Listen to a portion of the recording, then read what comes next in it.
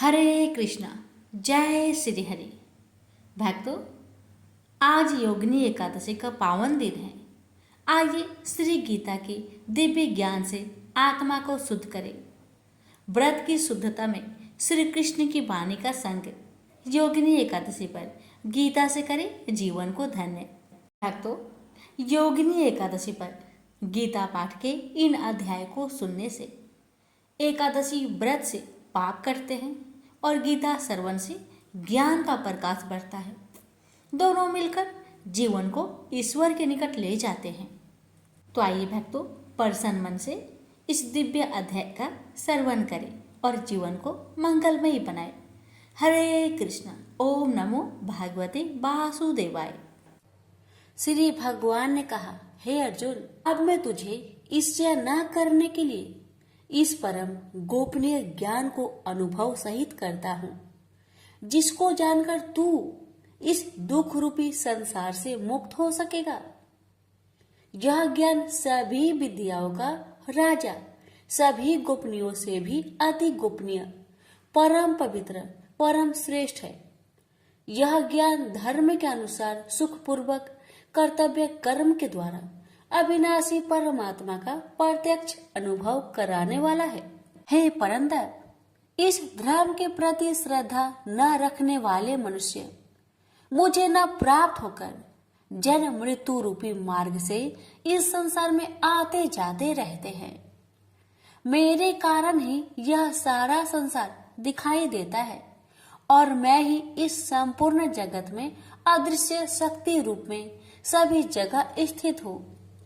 सभी प्राणी मुझ में ही स्थित है, परंतु मैं उनमें स्थित नहीं हूँ। हे अर्जुन, यह मेरी ऐश्वर्य पूर्ण योग शक्ति को देख। यह संपूर्ण सृष्टि मुझ में कभी स्थित नहीं रहती है, फिर भी मैं सभी प्राणियों का पालन पोषण करने वाला हूँ और सभी प्राणियों में शक्ति रूप में स्थित हूँ, परंतु मेरा आत्मा सभी प्राणियों में स्थित नहीं रहता है, क्योंकि मैं ही सृष्टि का मूल कारण हूँ। इस प्रकार सभी जगह बहने वाली महान वायु सदैव आकाश में स्थिर रहती है, उसी प्रकार सभी प्राणी मुझ में स्थिर रहते हैं। हे कुंती पुत्र, कल्प के अंत में सभी प्राणी मेरे प्रकृतिक में प्रवेश करके विलीन हो जाते हैं और अगले कल्प के आरंभ में उनको अपनी इच्छा शक्ति से फिर उत्पन्न करता हूँ। 84 लाख योनियों में सभी प्राणी अपनी इच्छा शक्ति के कारण बार बार मेरी इच्छा शक्ति से विलीन उत्पन्न होते रहते हैं। यह सभी पूर्ण रूप से स्वतः मेरी इच्छा शक्ति के अधीन होते हैं। हे धनंजय, यह सभी कर्म मुझे बांध नहीं पाते, क्योंकि मैं उन कार्यों में बिना किसी फल की इच्छा से उदासीन भाव से स्थिर रहता हूँ। हे कुंती पुत्र, मेरी अच्छता मैं मेरी भौतिक प्रकृति सभी चर तथा अचर जीव उत्पन्न और विनिष्ट करती रहती है। इसी कारण से यह संसार परिवर्तनशील है। मूर्ख मनुष्य मुझे अपने ही समान निष्कृष्ट शरीर आधार वाला समझते हैं, इसलिए वह सभी जीव आत्माओं का परम ईश्वर वाले मेरे स्वभाव को नहीं समझ पाते। ऐसे मनुष्य कभी न पूर्ण होने वाली आशा में, कभी न पूर्ण होने वाले कर्मों में और कभी न प्राप्त होने वाले ज्ञान में विशेष रूप से मोहग्रस्त हुए मेरी मोहने वाली भौतिक प्रकृति की ओर आकर्षित होकर निश्चित रूप से राक्षसी वृत्ति और असुरी स्वभाव धारण किए रहते हैं। ये पृथा पुत्र, मोह से मुक्त हुए महापुरुष देवीय स्वभाव को धारण करके मेरी शरण ग्रहण करते हैं और मुझको सभी जीव आत्माओं का उद्यम जानकर अनन्य भाव से मुझ अविनाशी का स्मरण करते हैं। ऐसे महापुरुष दृढ़ संकल्प से प्रयत्न करके निरंतर मेरे नाम और महिमा का गुणगान करते हैं और सदैव मेरी पूजा में स्थिर होकर मुझे बार बार प्रणाम करते हुए मेरी पूजा करते हैं। कुछ मनुष्य ज्ञान के अनुशीलन द्वारा यज्ञ करके। कुछ मनुष्य मुझे एक ही तत्व जानकर, कुछ मनुष्य अलग अलग तत्व जानकर अनेक विधियों से निश्चित रूप से मेरे विश्व स्वरूप की पूजा करते हैं। हे अर्जुन, मैं ही वैदिक कर्म कांड को करने वाला हूँ, मैं ही यज्ञ हूँ, मैं ही पितरों को दिए जाने वाला तर्पण हूँ, मैं ही जड़ी बूटी रूप में औषधि हूँ, मैं ही मंत्र हूँ, मैं ही घृत हूँ, मैं ही अग्नि हूँ और मैं ही हवन में दी जाने वाली आहुति हूँ। इस संपूर्ण ब्रह्मांड का मैं ही पालन करने वाला पिता हूँ, मैं ही उत्पन्न करने वाली माता हूँ, मैं ही मूल स्रोत दादा हूँ, मैं ही इसे धारण करने वाला हूँ, मैं ही पवित्र करने वाला ओमकार सबसे जानने योग्य हूँ, मैं ही ऋग्वेद, सामवेद और यजुर्वेद हूँ, मैं ही सभी प्राप्त होने वाला परम लक्ष्य हूँ, मैं ही सभी का भरण पोषण करने वाला हूँ, मैं ही सभी का स्वामी हूँ, मैं ही सभी के अच्छे बुरे कर्मों को देखने वाला हूँ, मैं ही सभी का परम धाम हूँ, मैं ही सभी की शरण स्थली हूँ, मैं ही सभी से प्रेम करने वाला घनिष्ठ मित्र हूँ, मैं ही सृष्टि को उत्पन्न करने वाला हूँ, मैं ही सृष्टि के संहार करने वाला हूँ, मैं ही सभी का स्थिर आधार हूँ, मैं ही सभी को आश्रय देने वाला हूँ और मैं ही सभी का अविनाशी कारण हूँ। हे अर्जुन, मैं ही सूर्य रूप में तपकर जल को भाप रूप में रोककर बारिश रूप में उत्पन्न करता हूँ, मैं ही निश्चित रूप से अमर तत्व हूँ, मैं ही मृत तत्व हूँ, मैं ही सत्य रूप में सत्य हूँ और मैं ही असत्य रूप में पदार्थ हूँ। जो मनुष्य तीनों वेदों के अनुसार यज्ञों के द्वारा मेरी पूजा करके सभी पापों से पवित्र होकर सोमरस को पीने वाले की स्वर्ग लोकों की प्राप्ति के लिए प्रार्थना करते हैं, वह मनुष्य अपने पुण्य के फल स्वर्ग इंद्र लोक में जन्म को प्राप्त होकर स्वर्ग में देवी देवताओं वाले सुखों को भोगते हैं। वह जीव आत्मा उस विशाल स्वर्ग लोक के सुखों का भोग करके पुण्य फलों के समाप्त होने पर इस मृत्यु लोक में पुनः जन्म को प्राप्त होते हैं। इस प्रकार तीनों वेदों के सिद्धांतों का पालन करके सांसारिक सुख की कामना वाले मनुष्य बार बार जन्म और मृत्यु को प्राप्त होते हैं। जो मनुष्य एकमात्र मुझे लक्ष्य मानकर अनन्य भाव से मेरी स्मरण करते हुए कर्तव्य कर्म द्वारा पूजा करते हैं, जो सदैव निरंतर मेरी भक्ति में लीन रहता है, उस मनुष्य की सभी आवश्यकताएं और सुरक्षा की जिम्मेदारी मैं स्वयं निभाता हूँ।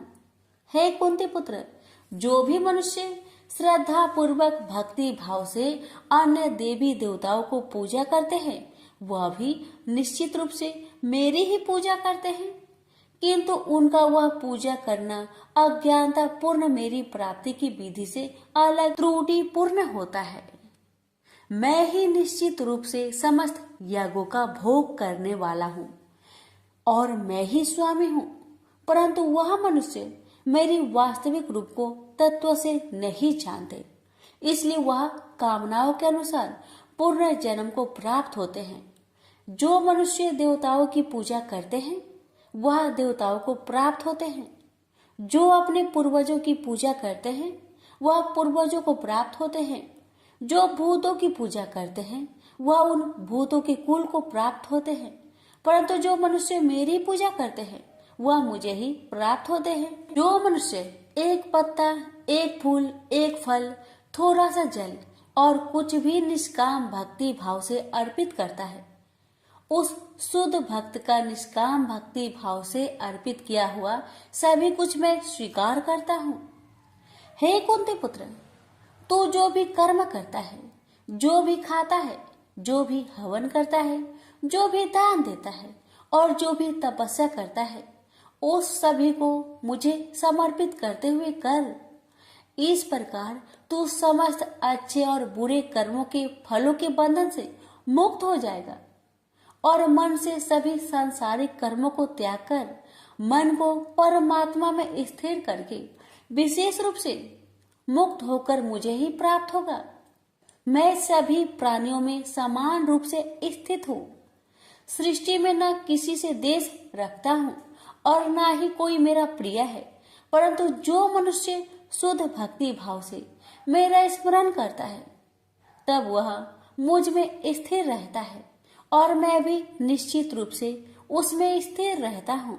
यदि कोई भी अत्यंत दुराचारी मनुष्य अनन्य भाव से मेरा निरंतर स्मरण करता है तो वह निश्चित रूप से साधु ही समझना चाहिए, क्योंकि वह संपूर्ण रूप से मेरी भक्ति में स्थित है। हे अर्जुन, वह शीघ्र ही मन से शुद्ध होकर धर्म का आचरण करता हुआ चिर अस्थायी परम शांति को प्राप्त होता है। इसलिए तू निश्चित होकर घोषित कर दे कि मेरा भक्त कभी नष्ट नहीं होता। हे पृथा पुत्र, स्त्री, वैश्य, शूद्र, अन्य किसी भी निम्न योनि में उत्पन्न होने वाले मनुष्य हो, वह भी मेरी शरण ग्रहण करके मेरी परम धाम को ही प्राप्त होते हैं। तो फिर पुण्य आत्मा ब्राह्मणों, भक्तों और राजश्री क्षत्रियों का तो कहना ही क्या। इसलिए तू क्षण में नष्ट होने वाले दुख से भरे हुए इस जीवन में निरंतर मेरा ही स्मरण कर।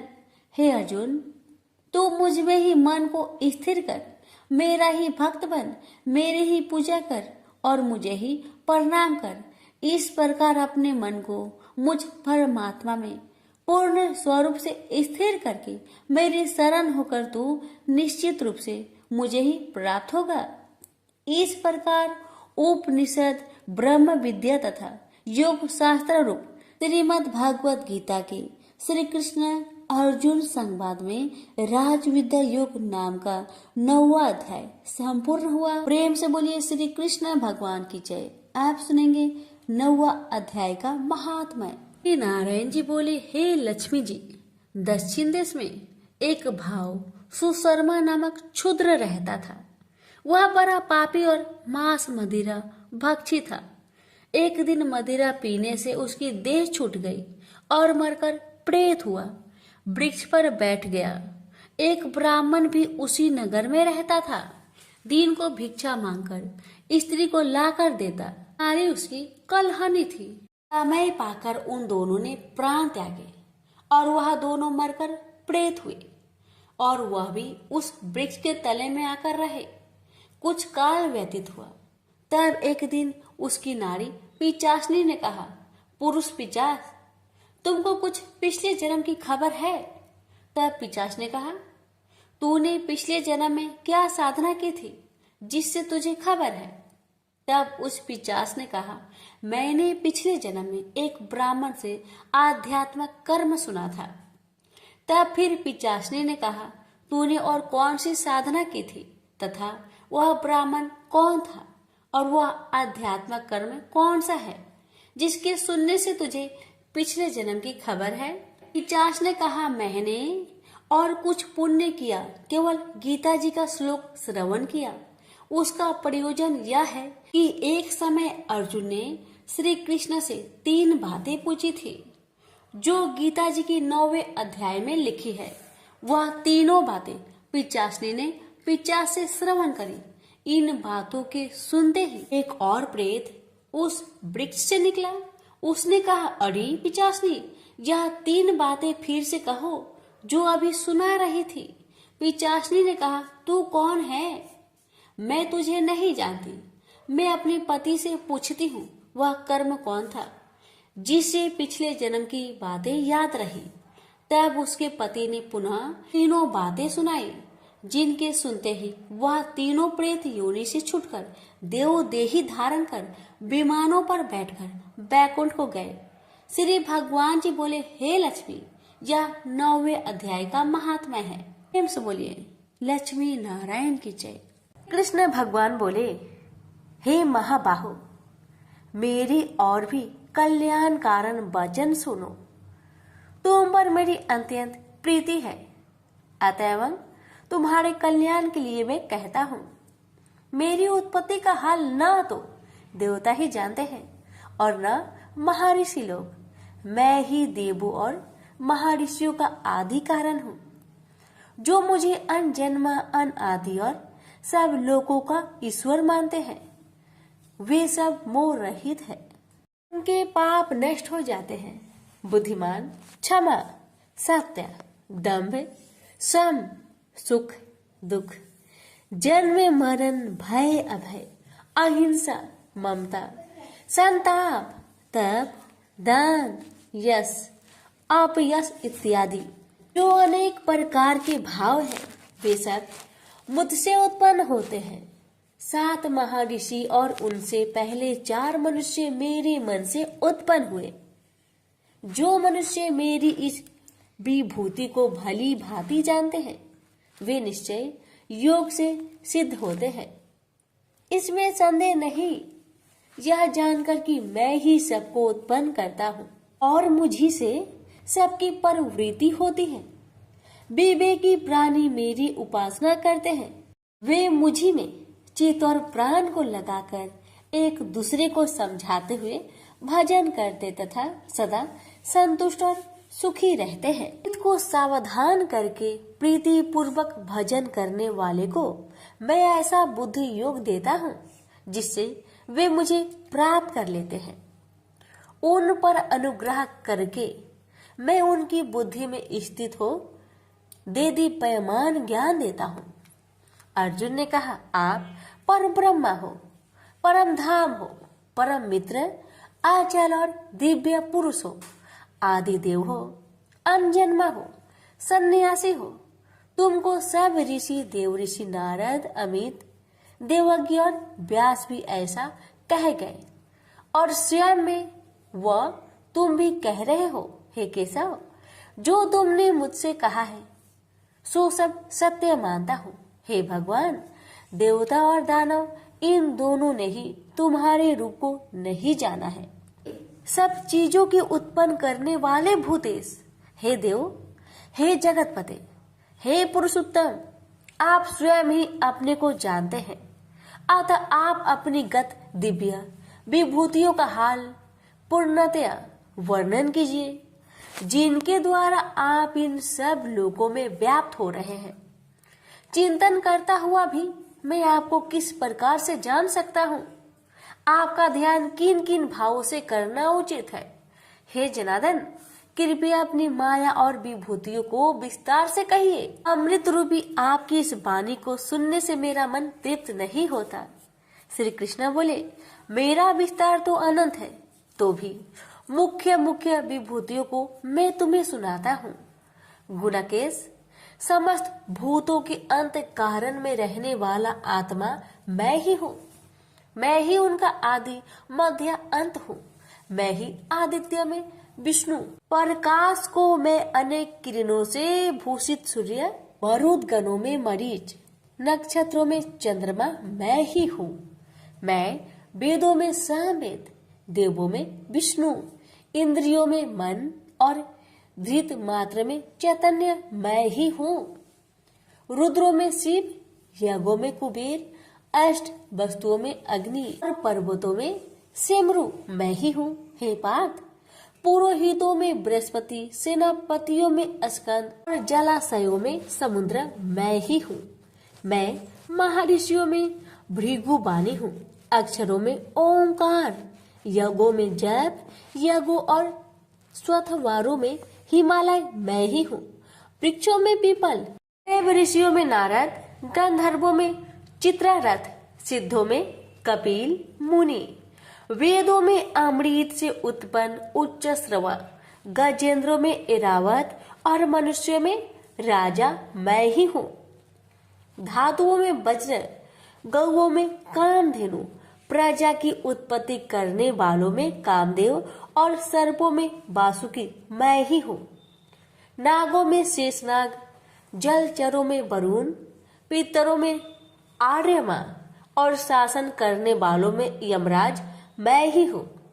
शुद्ध करने वालों में वायु, शस्त्रधारियों में राम, नदियों में गंगा मैं ही हूँ। हे अर्जुन, मैं सब प्राणियों का आदि अंत विद्याओं में आध्यात्म विद्या और वाद विवादों में वाद मैं ही हूँ।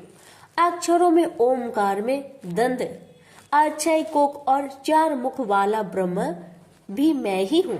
सबको हरने वाली मृत्यु, भविष्य में होने वाले पदार्थों की उत्पत्ति, स्त्रियों में कृति, लक्ष्मी, वाणी, स्मृति, मेधा, धृति और क्षमा मैं ही हूँ। साम वेद में ब्रह्म सत्साम, छंदों में गायत्री, मासों में मार्गशीर्ष और ऋतुओं में बसंत मैं ही हूँ। यादवों में वासुदेव, पांडवों में अर्जुन, मुनियों में व्यास और कवियों में शुक्र मैं ही हूँ। दमन करने वालों में दंड, जय चाहने वालों में नीति, गुहा पदार्थों में मौन तथा ज्ञानियों में ज्ञान मैं ही हूँ। और हे अर्जुन, भूत भाव का जो बीज है वह भी मैं ही हूँ। मेरे अतिरिक्त चराचर भूत कुछ भी नहीं है। ये परंतप दिव्य विभूतियों का अंत नहीं है। विभूतियों का विस्तार मैंने संक्षेप में कहा है। जो वस्तु ऐश्वर्यवान, शोभायमान और यशवान है, उन्हें मेरे ही तेज के अंश से उत्पन्न हुआ जानो। यही जानो कि मैं अपने एक ही अंश से इस संपूर्ण जगत में व्यापक हूँ। प्रेम से बोलिए श्री कृष्ण भगवान की जय। आप सुनिए 10वें अध्याय का महात्म्य। नारायण जी बोले, हे लक्ष्मी जी, अब 10वें अध्याय का महात्म्य मैं कहता हूँ, आप श्रवण करें। एक बनारस क्षेत्र, गंगा जी का स्नान, संतों तथा काशी विश्वनाथ जी का दर्शन, अन्न को छोड़ना, एकादशी का दिन। हे स्वामी, इसने ऐसा क्या पुण्य किया था जिससे इसको यह गति प्राप्त हुई? शिव जी बोले, हे श्रृंगी, एक दिन यह ब्राह्मण विश्वेश्वर महादेव जी के दर्शन को जा रहा था। मार्ग में धूप की गर्मी के कारण एक समय कैलाश पर्वत पर पार्वती और हम बैठे हुए थे। एक हंस मेरे दर्शन को आया। वह हंस ब्रह्मा का वाहन था। ब्रह्मलोक से मान सरोवर को जाता था। उस सरोवर में सुंदर कमल के फूल थे। वह हंस एक कमल को लागने लगा। उसकी परछाई कमल पर पड़ी तो वह हंस श्याम वर्ण हो आकाश से गिर पड़ा। तब उसी समय उस मार्ग में मेरा एक गण आया। हंस को गिरा देख गण ने कहा, हे स्वामी, वह हंस आपके दर्शन को आया था, सो श्याम वर्ण हो गया। इसका क्या कारण है? ऐसा क्यों हुआ? हंस ने कहा, मैं आपके दर्शन को आ रहा था। मान सरोवर में कमल के फूल खिले हुए थे, उसको लांघ कर आया। उससे मेरी देह श्याम वर्ण हो गई और आकाश से गिर पड़ा। कारण जानता नहीं क्या हुआ। यह सुन शिव जी हंसे। तब आकाशवाणी हुई कि हे शंभु जी, कमलनी से पूछो, वह कहेगी। कमलनी ने कहा, मैं पूर्व जन्म में पद्मावती नामक अप्सरा थी। उस समय एक ब्राह्मण गंगा के किनारे स्नान कर गीता जी के 10वें अध्याय का पाठ किया करता था। एक दिन इंद्र का सिंहासन हिला। तब इंद्र ने मुझे आज्ञा दी कि तू जाकर उस ब्राह्मण की तपस्या भंग कर। आज्ञा पाकर मैं उस ब्रीप के पास गई। उस ब्रीप ने मुझे श्राप देकर कहा, अरे पापिनी, तू कमलनी हो जा। उसी समय में कमलनी हो गई। तभी से मैं गीता जी के 10वें अध्याय का पाठ करती हूँ। उसी से मेरा यह तेज है कि मुझको लांघने वाला काला होकर अचेत हो जाता है। हंस ने कहा, मेरा यह श्याम वर्ण कैसे श्वेत होगा और तू इस कमल देह से छूटकर कैसे देव देही पाई? तब कमलनी बोली, जब कोई श्री गीता जी के 10वें अध्याय का पाठ सुनाएगा उद्धार होगा। तब एक ब्राह्मण ने सरोवर में स्नान कर गीता जी के 10वें अध्याय का पाठ किया। से हंस ने और कमलनी ने सुना, तब उसका उद्धार हुआ। प्रेम से बोलिए लक्ष्मी नारायण की जय, उमापति शंकर भगवान की जय। अर्जुन ने पूछा, इस प्रकार जो भक्त सदैव योग युक्त होकर आपकी उपासना विधि पूर्वक करते हैं और वे जो अव्यक्त पर ब्रह्म को भजते हैं, इन दोनों में कौन सा योगी श्रेष्ठ है? श्री भगवान जी बोले, जो मेरे विषय में मन लगाकर परम श्रद्धा पूर्वक मुझको भजते हैं वे उत्तम योगी हैं। मैं यह मानता हूँ, परंतु जो इंद्रियों को संयम करके सर्वत्र सम दृष्टि रखने वाला सब प्राणियों के हित में लगे हुए कथनीय, अव्यक्त, सर्वव्यापी, अचिंतनीय, निर्विकार, अचल ध्रुव अक्षर का भजन करते हैं, वे भी मुझे प्राप्त होते हैं। अव्यक्त में मैं जिनका चित्त आसक्त है वह कष्ट अधिक पाते हैं, क्योंकि अव्यक्त गति के प्राणी कष्ट पाते हैं। हे पार्थ, जो प्राणी अपने सब कर्मों को अर्पण करके मेरी शरण में आकर अनन्य भक्ति से मेरा ध्यान करते हैं और पूजते हैं, उन शरण में आए हुए भक्तों को मैं थोड़े समय में ही मृत्यु संचार से उद्धार कर देता हूँ। मुझ में ही मन रखो, मुझ में ही बुद्धि रखो, तब तुम मुझ में ही निवास करोगे, इसमें कुछ संदेह नहीं। हे धनंजय, यदि इस प्रकार तुम मुझसे अपने चित्त को रखने में समर्थ ना हो तो योग अभ्यास द्वारा हमारे पाने के लिए बार बार यत्न करो। यदि अभ्यास भी ना हो सके तो मेरे उद्देश्य से व्रत आदि ही करो। यदि मेरे लिए तुम कर्म करोगे तो भी तुम्हें मुक्ति प्राप्त होगी, और यदि ऐसा भी ना कर सके तो मन को रोककर अनन्य भाव से मेरी शरण में आओ और फल की आशा छोड़कर कर्म करो, क्योंकि अभ्यास से ज्ञान उत्तम है, ज्ञान से ध्यान श्रेष्ठ है, त्याग से शांति प्राप्त होती है। जो किसी से द्वेष नहीं करता सबका मित्र है, दयाधारी है, ममता और अहंकार जिसमें नहीं है, सुख दुख को जो समान जानता है, क्षमावान है, संतोषी है, स्थिर चित्त से इंद्रियों को बस में रखता है, दृढ़ निश्चयवान है, मुझ में अपने मन और बुद्धि को लगाए हुए है, ऐसा मेरा भक्त मुझे प्रिय है, जिसे न लोगों का भय है न लोगों से डरता है। ऐसा जो हर्ष, ईर्ष्या, दुष्टों के भय और विषाद से रहित है, वह मेरा प्रिय है। जो कुछ मिले उसी में संतुष्ट, पवित्र पक्ष, निष्पक्ष, दुख रहित, फल की आशा त्याग कर करने वाला, ऐसा जो मेरा भक्त है वह मुझे प्रिय है। जो लाभ से प्रसन्न हो, किसी से द्वेष न करे, इष्ट पदार्थ के नष्ट होने से दुखी न हो, किसी वस्तु की इच्छा न करे, अशुभ तथा शुभ दोनों का त्यागी हो, वह भक्त मेरा परम प्रिय है। जिसको शत्रु और मित्र मान और अपमान, सर्दी और गर्मी, सुख तथा दुख समान है, और जो वासनाओं से रहित है, निंदा एवं स्तुति को समान जानता है, जो मुझ में श्रद्धा करके मुझे मानता हुआ इस अमृत के समान कल्याणकारक धर्म का आचरण मेरे उपदेश अनुसार करते हैं, वे मुझे अत्यंत प्रिय है। प्रेम से बोलिए श्री कृष्ण भगवान की जय। आप सुनिए 12वें अध्याय का महात्म्य। श्री भगवान बोले, हे लक्ष्मी, अब 12वें अध्याय का महात्म्य सुनो। दक्षिण देश में एक सुखानंद नाम का राजा रहता था, जिसके नगर में एक अत्यंत लंपट रहता था। एक गणिका से उसकी प्रीति थी। वह दोनों एक देवी के मंदिर में जाकर मदिरा पान किया करते, मांस खाए और भोग भोगे। और जो कोई पूछे तुम यहाँ क्या करते हो, तो कहते हम यहाँ रहकर देवी की सेवा करते हैं, ऐसे झूठ कह देते। उसी मंदिर में एक ब्राह्मण देवी की सेवा करता था। एक दिन उस ब्राह्मण ने देवी की स्तुति की। देवी प्रसन्न होकर बोली, वर मांग, जो मांगेगा सो दूंगी। उसने धन, संतान का सुख मांगा। देवी ने कहा, ए ब्राह्मण, मैं अवश्य तुझे संतान दूंगी, पर एक काम कर, पहले इन दोनों का उद्धार कर ले। तब ब्राह्मण ने नारायण जी का तप किया। भगवान प्रसन्न हुए तथा नारायण जी गरुड़ पर बैठकर आए और कहा, तेरी क्या कामना है? ब्राह्मण ने पूछा, इन दोनों का उद्धार कैसे हो?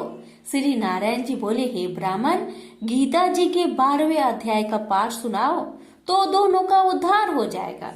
तब उन दोनों ब्रीप ने भगवान की स्तुति कर धन्यवाद दिया। फिर ब्रीप ने उस गणिका और लंपट को बैठाकर गीता के 12वें अध्याय का पाठ सुनाया। सुनते ही उन दोनों की देही छूटी और देवदेही पाकर बैकुंठ को गए। प्रेम से बोलिए लक्ष्मी नारायण की जय। भगवान बोले, हे लक्ष्मी, संसार अश्वत्थ पीपल के समान है, जिसकी पुरुष रूप जड़ ऊपर है, चराचर शाखा नीचे है, वेद इसके पत्ते हैं। जो यह जानता है वही वेद का ज्ञाता है। इसकी शाखा ऊपर नीचे फैली हुई है। सत्य, रज, तम और गुण इसकी रज वाहिनी नसें हैं, जिनसे इनका पालन होता है। शब्द रूप इनकी डालियां हैं। वह पीछे कर्म रूप में प्रकट होने वाली इसकी जड़ नीचे मनुष्य लोक में और भी नीचे तक चली गई है। और अश्वत्थ का यह रूप इसका आदि अंत और आकार संसारी प्राणी के ध्यान में नहीं आता, तथापि इसकी जड़ गहरी है। ऐसे इस पीपल का वैराग्य रूप ढींढ शास्त्र से काटकर वह स्थान ढूंढना चाहिए जहां फिर से लौटना नहीं पड़ता, और साथ ही यह विचारना चाहिए कि जिसमें वह पुरातन प्रवृत्ति उत्पन्न हुई है, मैं उसी आदि पुरुष की शरण हूँ। अहंकार और मोह रहित, संग दोष को जीतने वाले, आत्मज्ञान से निरत, सब कामनाओं से दूर, सुख दुख नामक दंड पदार्थों से युक्त ऐसे ज्ञानी पुरुष शाश्वत पद को पाते हैं। जैसे सूर्य, चंद्र या अग्नि प्रकाशित नहीं करते, वहाँ मेरा परम धाम है, वहाँ जाकर लौटना नहीं होता। मेरा सनातन अंश इस जीव लोक में जीव का रूप धरकर प्रकृति में स्थिर है। पांचों इंद्रियों और छठे मन को उससे छुड़ाता है, जैसे वायु पुष्प आदि की गंध को दूसरे स्थान में ले जाती है। इसी प्रकार यह देह स्वामी शरीर धारण करने के बाद जब उसका परित्याग करता है, तब इंद्रियों और मन को साथ ले जाता है। कान, आंख, चर्म, जीभ, नाक और मन का आश्चर्य लेकर वह विषयों का भोग करता है। एक देह से दूसरी देह को जाते अथवा एक ही देह में रहते समय अथवा इंद्रियों से मुक्त हो विषयों का उपभोग करते हुए इसको मूर्ख नहीं देख सकते, परंतु जिनके ज्ञान रूपी नेत्र है वह देखते हैं। यत्न करने से योगी जन इसे देखते हैं, परंतु अज्ञानी यत्न करने पर भी नहीं देख पाते।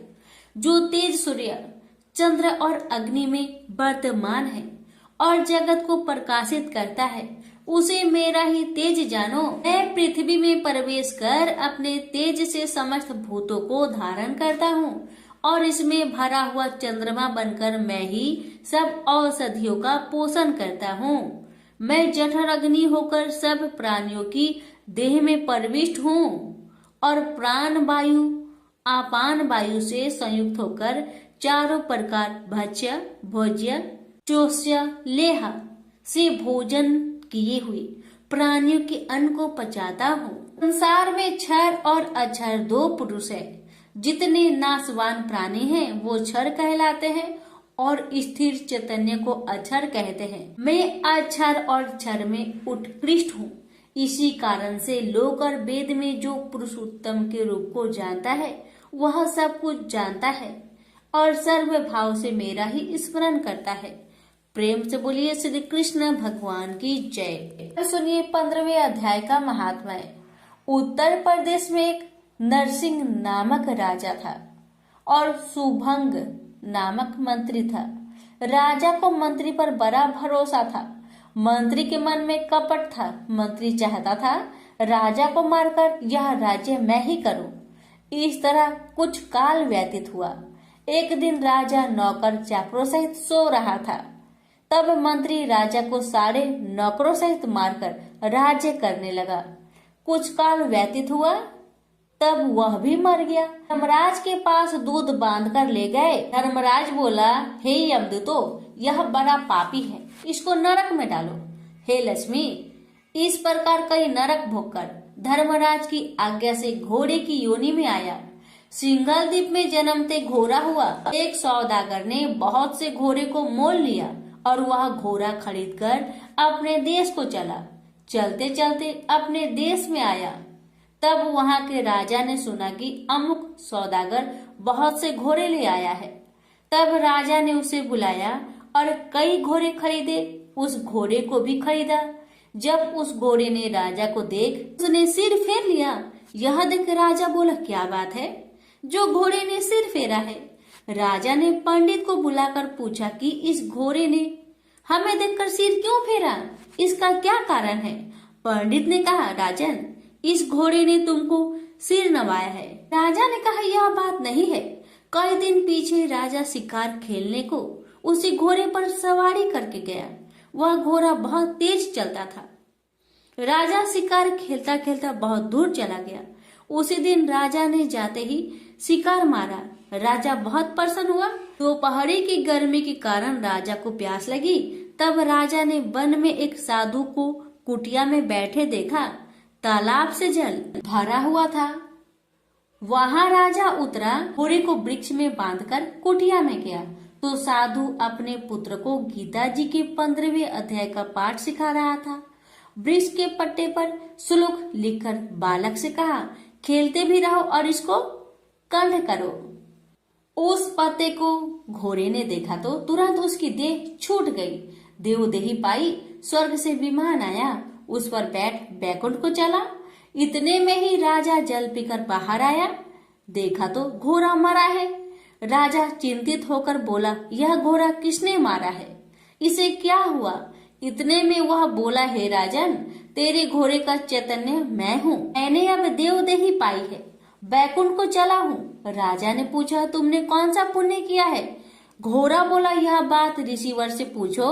राजा ने मुनीश्वर से पूछा। मुनि बोला, हे राजन, गीता जी का श्लोक लिखा हुआ पत्ता इसके आगे पड़ा है। घोड़े ने यह अक्षर देखे हैं, इस कारण घोड़े की सदगति हुई है। श्री नारायण जी बोले, हे लक्ष्मी, यह गीता के 15वें अध्याय का महात्म्य मैंने तुमको सुनाया। प्रेम से बोलिए लक्ष्मी नारायण की जय। अर्जुन ने पूछा, हे केशव, मैं संन्यास एवं त्याग के तत्व पृथक पृथक जानने की इच्छा करता हूँ। श्री कृष्ण बोले, हे पार्थ, कामना वाले कर्मों के त्याग को ज्ञानी लोग संन्यास मानते हैं और अज्ञानी पुरुष फल के त्याग को त्याग कहते हैं। कोई पंडित कर्म को दोष युक्त जानकर त्यागना ठीक कहते हैं। कोई यज्ञ, दान, तप आदि कर्मों को छोड़ने योग्य बताते हैं। हे भारत, त्याग के विषय में मेरा ऐसा मत है कि त्याग 3 प्रकार के हैं। यज्ञ, दान, तप आदि कर्मों को नहीं त्यागना चाहिए। ये सब कर्म आसक्त और फल को त्याग कर करने चाहिए। मेरे निश्चय मत यही है जो सर्वोत्तम है। अपने नियमित कर्मों का त्यागना उचित नहीं है। यह मोह बस ऐसा किया जाए तो वह तामस त्याग है, कर्म दुखप्रद है। यह विचार कर एवं शरीर के कलेश के भय से जो त्याग करता है उसे त्याग का फल नहीं मिलता। यह राजस त्याग कहलाता है। हे अर्जुन, अपना नियमित कर्म अवश्य करने योग्य है। फल तथा आसक्त को त्याग कर जो कर्म किया जाता है वह सात्विक कर्म है। जो दुखदायक कर्म से द्वेष नहीं करता तथा सुखदायक कर्म से प्रीति नहीं करता वह त्यागी, सत्यशील, बुद्धिमान तथा मुक्ति के योग्य है। देहधारी संपूर्ण कर्मों का त्याग नहीं कर सकता। कर्म का फल त्याग कर कर्म करने वाला त्यागी है। कर्मफल 3 प्रकार के हैं, अनिष्ट, इष्ट एवं मित्र। जो त्याग नहीं करते उनको ये मरने के बाद मिलते हैं और त्यागियों को नहीं मिलते। हे महाबाहो, संपूर्ण कर्मों की सिद्धि के लिए 5 प्रकार सांख्य शास्त्र में कहे हैं, उनको सुनो। शरीर कर्ता, साधन, पृथक पृथक चेष्टाएं और देव शरीर, वाणी एवं मन से जो भला बुरा कार्य किया जाता है उसके ये 5 कारण हैं। वह दुर्मति कुछ नहीं जानता जिसको यह अहंकार नहीं है कि मैं करता हूँ, और जिसकी बुद्धि कर्मों में लिप्त नहीं है। वह मनुष्य प्राणियों को मारकर भी उनको नहीं मारता और उनमें नहीं बंधता। ज्ञान, गृह और ज्ञाता ये तीन ही कर्मों के प्रेरक है। कारण, कर्म और कर्ता ये तीन कर्म के साधन हैं। सांख्य शास्त्र में ज्ञान, कर्म और कर्ता ये सत्वादिक गुण के भेद तीन प्रकार के हैं। इनको भी सुनो। जब भिन्न भिन्न प्राणियों में एक अविनाशी अविभक्त सत्ता जो दिखता है वह ज्ञान सात्विक कहलाता है। जिस ज्ञान से प्राणियों में नाना प्रकार की सत्ता दिखाई देती है उसको राजस ज्ञान जानो। ऐसा ज्ञान जिसके बिना कारण और सर्वार्थ के जाने एक ही कार्य में लगा रहे वह अल्प और तामस है। फल की इच्छा ना करके जो नित्य कर्म संग देश को त्याग कर किया जाता है, जो फल की इच्छा एवं अहंकार से बड़े यत्न से किया जाता है वह राजस कर्म है। जो कर्म परिमाण धन का खर्च दूसरे की पीड़ा और अपना पुरुषार्थ न जानकर मोहबस किया जाता है वह तामस कर्म कहलाता है। संग से रहित अहंकार, धैर्य और उत्साह युक्त सिद्ध व असिद्धि में समान रहता है वह सात्विक कर्म कहलाता है। गुण की तरह बुद्धि और धर्म के इनके भी तीन भेद है सुनो। जो बुद्धि प्रवृत्ति, निवृत्ति, कर्तव्य, अकर्तव्य, भय, अभय और बंधन मोक्ष को जानता है वह सात्विकी है। हे पार्थ, जिससे धर्म अधर्म और कर्तव्य अकर्तव्य का ठीक निश्चय नहीं होता वह राजसी है। जिस अज्ञान से ढकी बुद्धि करके मनुष्य अधर्म को धर्म मानता है वह तामसी है। जो कथा प्रसंग से फल की इच्छा करता है, जो धर्म अर्थ काम को धारण करता है वह राजसी वृत्ति है। जो मूर्ख, निंद्रा, भय, शोक, विषाद एवं मद को नहीं त्यागता वह तामसी वृत्ति है। अब तीनों प्रकार के सुखों को सुनो। जिसका योगाभ्यास में चित रहता है उसके दुख का अंत हो जाता है। सुख सात्विक है। आरंभ में विष के समान और अंत में अमृत के तुल्य होता है। सुख आरंभ में अमृत तुल्य, अंत में विष के तुल्य विषयों और इंद्रियों के संयोग से होता है। उसे राजसी सुख कहते हैं। जो सुख आदि और अंत दोनों में मनुष्य को मोह में फंसाता है और जो आलस्य तथा प्रमोद से उत्पन्न होता है वह तामस सुख है। सम, दम, तप, पवित्रता, क्षमा, नम्रता, ज्ञान, अनुभव और परलोक में श्रद्धा ये ब्राह्मणों के स्वाभाविक सिद्ध कर्म है। बहादुरी, तेजस्विता, धैर्य, चतुराई, युद्ध, स्थिरता, उदारता और प्रभुता ये क्षत्रिय के स्वाभाविक कर्म हैं। खेती, गोरक्षा स्वाभाविक कर्म है। जो लोग अपने अपने गुणों और प्रवृत्तियों के अनुसार कर्म करते हैं उनको सिद्धि प्राप्त होती है। और जिसने सब जगत का विस्तार किया है उस ईश्वर को अपने कार्य के द्वारा आराधना करके मनुष्य सिद्धि को पाता है। दूसरे उत्तम कर्म से अपना नीच कर्म ही श्रेष्ठ है। सर्वत्र आसक्त को छोड़ने वाला आत्मा जीतने वाला इच्छा रहित मनुष्य संन्यास के द्वारा सर्व कर्म निवृत्ति रूप परम सिद्धि को पाता है। वह फिर कैसे ब्रह्म को प्राप्त होता है? सो मुझसे सुनो, यही इस ज्ञान की परानिष्ठा है। शुद्ध बुद्धि से युक्त होकर धृति द्वारा इस मन को बस में लगाकर शब्द आदि विषयों को छोड़कर राग देश से रहित होकर एकांत में रहने वाला, मीताहारी, वाणी और मन को जीतने वाला, नित्य ध्यान युक्त और वैराग्य, अहंकार, बल, घमंड, काम, क्रोध तथा परिग्रह छोड़कर ममताहीन और शांत मनुष्य ब्रह्म भाव के योग होता है। ब्रह्म को प्राप्त हुआ पुरुष दत्तचित होकर सुख व अभिलाषा को नहीं करता है।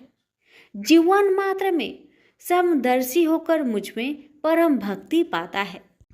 इस प्रकार ज्ञानी सदैव मुझ में निवास करने वाले सब कर्मों को भोग करता हुआ मेरे अनुग्रह से अविनाशी सनातन मोक्षप्रद को प्राप्त होता है। तत्पश्चात तत्व से मुझे जानकर फिर मन मुझ में ही प्रवेश करता है। सावधानी से अपना मन मुझ में स्थिर कर और सब कर्मों को मुझ में अर्पण कर बुद्धि योग के आश्रय से निरंतर अपने चित्त को मुझ में लगाओ। मेरे में चित्त लगाकर मेरी कृपा से दुर्गम कष्टों से तर जाओगे। यदि अहंकार से मेरी बात सुनोगे तो नष्ट हो जाओगे। यदि अहंकार का आश्रय लेकर युद्ध नहीं करूंगा ऐसा मानते हो तो यह तुम्हारा निश्चय झूठा है, क्योंकि स्वभाव तुम्हें युद्ध करवाएगा। हे कौतन्य, जिस कर्म को तू अब मोह से करना चाहता है उसे अपने स्वाभाविक कर्म से बंधा हुआ बेबस होकर करेगा। हे अर्जुन, जीवों के हृदय में स्थिर ईश्वर उनको माया से भ्रमा रहा है, मानो सब यंत्र पर चढ़े हैं। हे भारत, सब भावों में उसी की कृपा से परम शांति एवं मुक्ति को पाओगे। यह गूढ़ ज्ञान मैंने तुमसे कहा है, इसे भली भांति विचार कर जैसा चाहते हो वैसा ही करो। अब तू सबसे गूढ़ वचन भी सुन, क्योंकि तू मेरा परम मित्र है, इसलिए मैं तेरे हित ही कहूँगा। मेरे में मन लगाओ, मेरे ही भक्त हो, मेरे ही यज्ञ करो और मेरा ही नाम जपो। सब धर्मों को छोड़कर मेरी शरण में आओ, मैं तुम्हें सब पापों से छुड़ा दूंगा। यह मेरा रहस्य ऐसे पुरुष जो तप ना करता हो, मेरा भक्त ना हो, कभी भी नहीं कहना चाहिए। जो इस परम गुप्त ज्ञान को मेरे भक्तों में प्रकट करेगा वही मेरी परम भक्ति को पाकर अंत में निश्चय ही मुझ में लीन हो जाएगा। इस धर्म संवाद को जो कोई पढ़ेगा उसे मैं समझूंगा कि उसने ज्ञान यज्ञ से मेरी पूजा की है। जो श्रद्धावान पुरुष दोष ढूंढे बिना इसको सुनेगा वह भी मुक्त होकर पुण्य आत्माओं को मिलने वाले शुभ लोक को प्राप्त होगा। हे पार्थ, तुमने एकाचरित से मेरे कहे हुए उपदेश को सुना या नहीं? हे धनंजय, तुम्हारा अज्ञान से उत्पन्न हुआ मोह नष्ट हुआ या नहीं? अर्जुन ने कहा, हे भगवान, आपकी कृपा से मेरा मोह नष्ट हो गया और स्मृति जागृत हुई है। अब मैं निसंदेह आपकी आज्ञा पर स्थिर हूँ और जैसा आपने कहा है मैं वैसा ही करूँगा। संजय बोले, हे धृतराष्ट्र, मैंने महात्मा वासुदेव और अर्जुन का यह प्रेरणा देने वाला अद्भुत संवाद सुनाया। व्यास जी की कृपा से साक्षात योगेश्वर श्री कृष्ण जी के मुख से इस परम गुहा संवाद को मैंने सुना। हे राजन, श्री कृष्ण और अर्जुन के इस अद्भुत पुण्य कारक संवाद को स्मरण करके मन बार बार प्रसन्न होता है। श्री कृष्ण भगवान के उस अद्भुत रूप को स्मरण करके मुझे बड़ा ही विस्मय होता है। हे राजन, मैं बारंबार प्रसन्न होता हूँ। मेरी ऐसा धारणा है कि जहाँ योगेश्वर भगवान श्री कृष्ण हैं और जहाँ पार्थ जैसा धनुर्धर है वही राजलक्ष्मी, विजय, ऐश्वर्य और अटल नीति है। सभी प्रेम से बोलिए श्री कृष्ण भगवान की जय हो। सुनिए 18वें अध्याय का महात्म्य। श्री भगवान जी बोले, हे लक्ष्मी, अब 18वें अध्याय का महात्म्य सुन।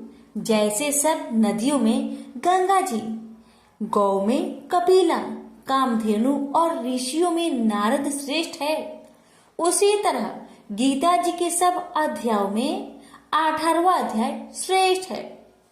एक समय सेमरु पर्वत पर देवलोक में इंद्र अपनी सभा लगाए बड़ी प्रसन्नता में बैठे थे। उर्वशी नृत्य कर रही थी।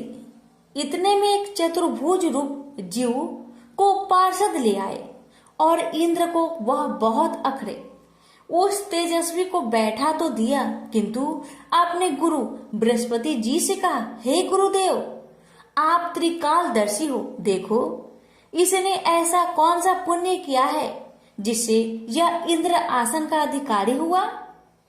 मेरे जाने तो इसने तीर्थ व्रत या दान कोई नहीं किया, शिवालय व ठाकुर मंदिर नहीं बनवाया, तालाब नहीं खुदवाया। यह सब बातें बृहस्पति जी ने भगवान से कही। तब भगवान ने बृहस्पति जी से कहा कि इसके मन में तो भोगों की वासना थी, परंतु यह गीता जी के 18वें अध्याय का नित्य पाठ करता था। इससे जब इसने अपनी देह को त्यागी, तब मैंने आज्ञा करी, हे पार्षदों, तुम इसको पहले ले जाकर इंद्र लोक के सुख भोगवाओ। जब इसका मनोरथ पूर्ण हो जाए, तब मेरी सायुज्य मुक्ति को पहुंचा दो। सो तुम जाकर भोगों की सामग्री इकट्ठी कर दो। तब इंद्र आदि सब देवताओं ने आकर भोगों की सब वस्तु एकत्र कर दी और कहा, पहले तुम इंद्र लोक के सुखों को भोगो। बहुत काल तक इंद्रपुरी के सुख भोग कर फिर भगवान की कृपा से सामुज्य मुक्ति पाकर वैकुंठ का अधिकारी हुआ। श्री नारायण जी बोले कि हे लक्ष्मी, यह 18वें अध्याय का महात्मा है। गंगा, गीता, गायत्री। कलयुग में यह तीनों मुक्ति की दाता है। प्रेम से बोलिए लक्ष्मी नारायण की जय।